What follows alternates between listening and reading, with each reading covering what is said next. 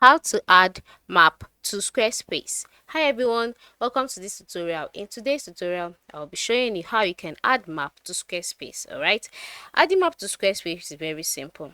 All you need to do is to open up your Squarespace account, just like I have done here. I always open it up and your website's page. By the top part of the screen, you'll see the edit icon. Click on it. Once you click on it, you'll be taken to the edit page. Now on this page, you'll be the one to select the section where you want the map to be selected, to be seen. Okay, just scroll down and select the section or area where you want the map to be. I'll be selecting this section here. So once you've selected the section like this, you see the option add block at the top left corner of the screen of that section. Yeah, just click on it.